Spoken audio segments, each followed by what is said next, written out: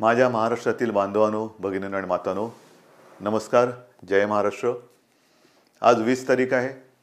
मी कालच आपल्या भेटीला आलो होतो आणि कालच्या भेटीत मी सांगितलं होतं एक 20, 25, 30 दिवस मोजण्यात काही अर्थ नाही, पण एवढ्या दिवसाच्या लॉकडाऊन नंतर आज परत एकदा गणपती बाप्पा मोरया म्हणून आपण थोडीफार हालचाल सुरू करतो आहोत. गावागावात, इतर जिल्ह्यांमध्ये काल मी आपल्याला कल्पना दिलेली आहे. Red zone, orange zone, green zone, त्याच्याप्रमाणे आपण ह्या काही सूचना देऊन काय करावं आणि काय करू नये ह्या सूचना देऊन आपण हळूहळू हातपाय हलवायला सुरुवात केलेली आहे.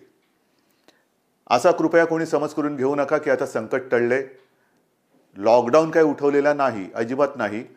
फक्त आणि फक्त रुतलेलं अर्थचक्र त्याला पुन्हा एकदा गती देण्यासाठी म्हणून आपण ही एक सुरुवात केलेली आहे. मी तर म्हणेन ही थोडीशी एक ट्रायल म्हणा की आपण सगळेजण कसे वागतो आहोत. हा लॉकडाऊन लवकर संपवण्याचं आपल्याच हातामध्ये आहे. जेवढी शिस्त आपण पाळाल तेवढं लवकर आपण या संकटावरती मात करून या संकटातून आपण बाहेर पडू.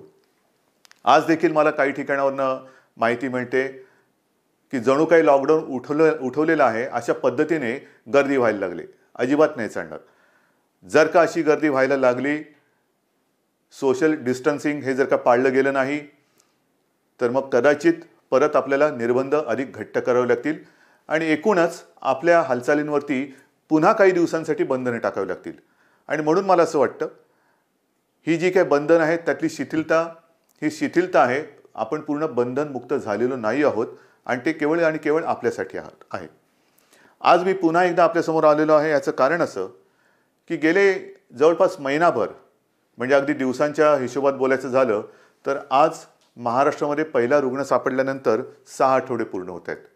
या 6 आठवड्यामध्ये आपण जसे एका संयमाने आणि जिद्दीने नाईलाज म्हणून घरामध्ये बसलात, तसेच सगळे आपले डॉक्टर्स, साफसफाई करणारे सगळे कर्मचारी, नर्सिंग स्टाफ, पोलीस, महसूल यंत्रणा सगळेच हे अत्यंत तणावाखाली मेहनत करतायत.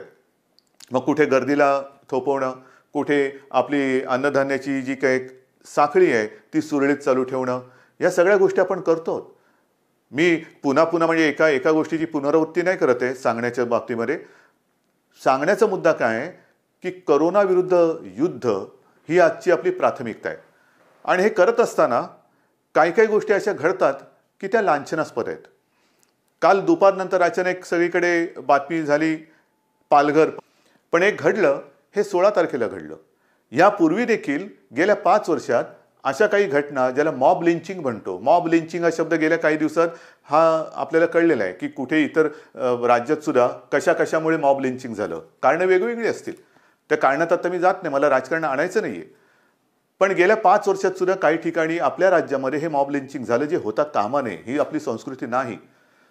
मुद्दा काय येतो की ते झाल्यानंतर सरकार काय करते. मुळामध्ये हे जिथे घडलं, मी मुद्दामून कागदच घेऊन बसलोय हातामध्ये. हे पालघरमध्ये घडलं, म्हणजे पालघरमध्ये घडलं बरोबर आहे, पालघर जिल्ह्यात घडलं. पण प्रत्यक्ष पालघरपासून साधारणतः 110 किलोमीटर अंतरावरती जिथे दादरा नगर हवेली वगैरे जो केंद्रशासित प्रदेश आहे त्या सीमेच्या जवळ हे घडलं. काय घडलं नेमकं? लॉकडाऊन आहे सगळीकडे. जो तो कुठे ना कुठेतरी जाऊ इच्छितो पण जाता येत नाही. आणि अशा परिस्थितीत हे 2 जे साधू होते ते सरळ मार्गाने आपण जाऊ शकणार नाही म्हणून एका दुर्गम भागातून ते जात होते, जिथे गडचिंचली नावाचं एक गाव आहे.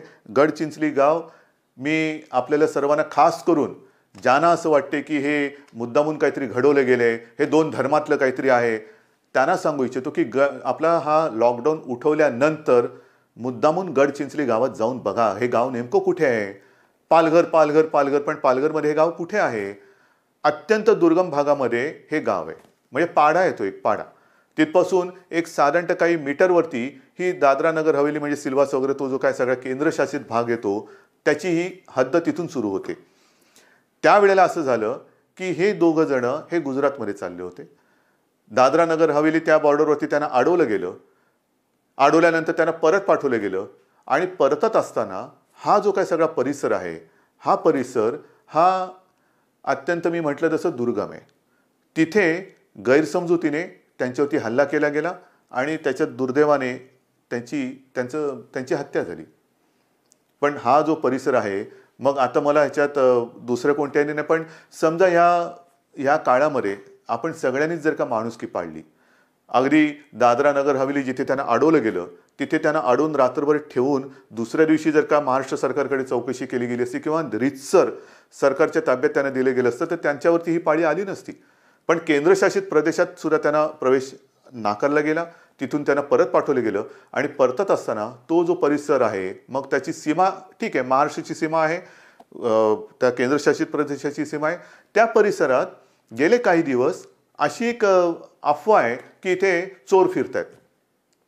आणि मुद्दामून आपल्याला सांगतो की हे गडचिंचले जे गाव आहे त्या गावात महाराष्ट्रातून जायला यायला तसा नीटचा रस्ता नाही आहे. हे दुर्दैव आहे, हे मान्य करायला पाहिजे आपण. म्हणजे आपल्या पोलिसांना सुद्धा तिथे जर का नीट रस्त्याने जायचं असेल तर दादरा नगर हवेली तिथून यावं लागतं. आणि त्यावेळेला तिथे येत असताना पोलिसांच्या गाडीवरती पलीकडच्या भागात, म्हणजे आपल्या हद्दीत नाही, पलीकडच्या भागात त्या गाडीवरती सुद्धा हल्ला झाला होता. एकूण काय की ही जेव्हा घटना घडली तेव्हा पोलिसांच्या समोर पोलिसांवरती सुद्धा हल्ला झाला, त्या 2 साधूंवरती सुद्धा हल्ला झाला, त्यांच्या ड्रायव्हरला सुद्धा अत्यंत निर्घुणपणाने मारलं. मग काय झालं? साधूंची हत्या. क्यों आप चुप बैठे हो? चुप बीप कोई बैठा नाही आहे. ही जेव्हा घटना घडली रात्री 12-12:30 वाजता, म्हणजे आपण एक 8-10 दिवसापूर्वी सगळ्यांनी ब्लॅकआउट केला होता. मोदीजींनी सांगितलं की ब्लॅकआउट करा आणि त्या मेणबत्त्या आणि पणत्या हे करा. कसा काळोख झाला होता? शहरामध्ये आपण रात्रीचे डोळे मिटले तरी कदाचित आपल्याला दिसू शकतो एवढा साधारणतः उजेड असतो.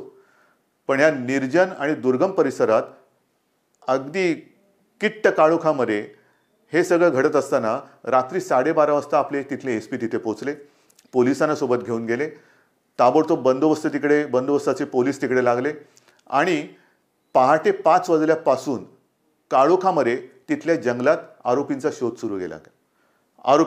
सुरू केला गेला. 16 तारखेला रात्री घडलं, 17 तारखेला जवळपास 100च्या आसपास, 100पेक्षा जास्त हे आरोपी पकडले गेले, जे आज तुरुंगात आहेत. जाऊन बघू शकता. त्यांना 18 तारखेला कोर्टात हजर केल्यानंतर 30 तारखेपर्यंत पोलीस कोठडी त्यांना मिळालेली आहे. मुख्य म्हणजे ह्यातले 5 जे मुख्य आरोपी आहेत ते आज तुरुंगात आहेत. पुलिस क्या कर रही है, सरकार क्या कर रही है? किया ना, कर रहे हैं, हमने किया, किसी को नहीं बख्शा और किसी को भी हम छोड़ेंगे नहीं. वो इसमें मैं सिर्फ कहना चाहता हूं कि जो भी लोग इसमें आग लगाने की कोशिश कर रहे हैं, आग ना लगाए. ये कोई मजहब की बात नहीं है, सिर्फ गलतफहमी जो हुई इस कारण इनकी हत्या हुई, लेकिन इसके बावजूद हम किसी को भी छोड़ने वाले नहीं. ह्याच्यात मी जात पात धर्म बघत नाही. एक तर तिथल्या 2 पोलिसांना आपण तत्काळ सस्पेंड केलेलं आहे आणि अतुल कुलकर्णी हे जे आपले एक चांगला अधिकारी आपला DG CID क्राईम, त्यांना त्यांच्या एका नेतृत्वाखाली शोध करायला आपण सांगितलेले आहे. एकतर हा सगळा शोधच CID क्राईमकडे आपण दिलेला आहे. हे सगळं आपण करतो आहोत आणि गेले काही दिवस तिकडे याची हवा चाललेली आहे की इकडे चोर फिरतात रात्रीचे. याच्यामध्ये पुन्हा एकदा सांगतो की कोणतेही धार्मिक कारण नाही. कोणी तिकडे धर्मामध्ये आग लावण्याचं कारण शोधू नये. मी अत्यंत नम्रपणाने आणि आत्मविश्वासाने सांगतोय, ह्या सगळ्या गोष्टीमध्ये जे कोणी जबाबदार आहेत त्यातले जवळपास सगळे 100च्या वरती हे तुरुंगात आहेत.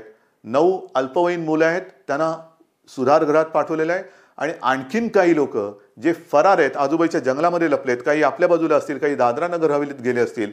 या सगळ्यांना शोधून काढून त्यांना शिक्षा केल्याशिवाय महाराष्ट्र सरकार गप्प बसणार नाही.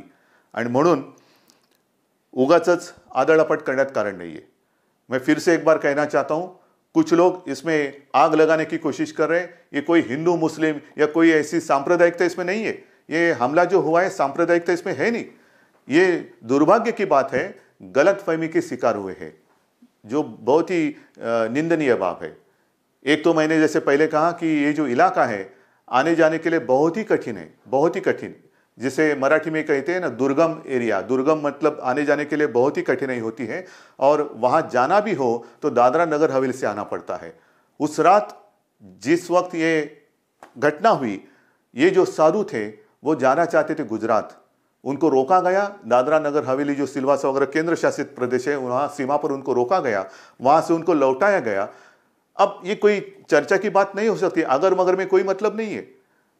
अगर वहां पर उनको रोका जाता और दूसरे दिन सुबह महाराष्ट्र सरकार के साथ कोई सलाह मशवरा करके इनके बारे में निर्णय हो सकता था, लेकिन हुआ नहीं, दुर्भाग्य की बात है। लेकिन मैं आपको वचन देता हूं, इसमें कोई भी सांप्रदायिक बात है नहीं। 100 से भी ज़्यादा लोगों को हमने गिरफ्तार किया है, जिनको 30 अप्रैल तक पुलिस कस्टडी मिली है, पुलिस की हिरासत। 5 जो इनके मुखिया थे वो भी आज कस्टडी में है और 100-150 जितने भी हो, जो भी लोग इसमें शामिल होने की संभावना है, उनकी तलाश जारी है। और फिर से मैं एक बार कहता हूं कि जो भी लोग इसमें गलतफहमी फैलाने की कोशिश करेंगे, कृपा कर ऐसा मत करें।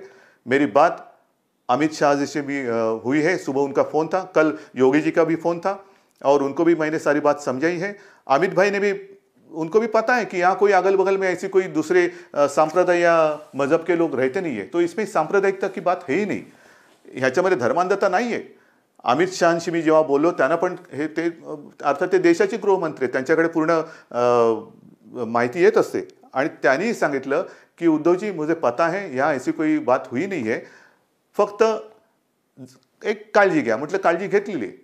काल उत्तर प्रदेशच्या मुख्यमंत्र्यांचाही फोन आला होता, त्याने मी सांगितलं की हे मॉब लिंचिंग हा जो प्रकार घडतो इकडे तिकडे घडलेला आहे आतापर्यंत, हा अत्यंत वाईट आहे, हा होता कामा नये आणि झाल्यानंतर महाराष्ट्रामध्ये तरी तो सहन केला जाणार नाही। कारण काही असतील, महाराष्ट्रामध्ये तो सहन केला जाणार नाही।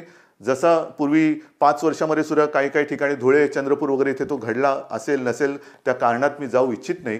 पण आज तर मी तुम्हाला वचन देतोय की ह्याच्यात जे कोणी गुन्हेगार असतील, जे कोणी आरोपी असतील, त्यांनी हत्या तर केलेलीच आहे आणि पोलिसांवरती सुद्धा हल्ला केलाय, ते हल्लेखोर सुटणार नाहीत, सुटू शकत नाही, अजिबात सुटू शकत नाही। आणि म्हणून जो विश्वास तुम्ही आपल्या सरकारवरती दाखवतात, महाराष्ट्र सरकारवरती दाखवतात, हेच आमचं बळ आहे। आपका भरोसा ही हमारी हिम्मत है आणि त्या हिमतीवरती, ह्या बळावरती जसं हे कोरोनाचं युद्ध आपण जिंकणार आहोत, तसं हे गुंडागिरी आणि ह्या जे काही दंगे धोपे करणारे आणि खास करून सोशल मीडियावरून आग लावणारे जे लोक आहेत, त्यांच्याबद्दल सुद्धा मी अमित शहाना सांगितलेलं आहे की हा जो काही सोशल मीडिया आणि जो काही आगी लावण्याचं काम करणारी जी लोक आहेत, त्यांचा तुम्ही शोध घ्या, आम्ही शोध घेतो। कारण प्रत्यक्ष एक होतं आणि आगी लावणारे दुसरे आगी लावून जातात, त्यांच्यापर्यंत या झळा पोचतच नाहीत। तर त्यांना सुद्धा लवकरात लवकर शोध लावून पकडणं गरजेचं आहे। आणि अमित शहाशी मी बोललोय, राज्य सरकारला पण सूचना दिलेल्या आहेत, कृपा करून कोणी गैरसमज करून घेऊ नका। जे कोणी ह्याच्यात गुन्हेगार आहेत, आरोपी आहेत, ते आपल्या तुरुंगात आहेत, त्यांच्यावरती आरोप सिद्ध झाल्यानंतर त्यांना कडक शिक्षाही होणारच, कोणी याच्यातनं सुटणार नाही। धन्यवाद। जय हिंद, जय महाराष्ट्र।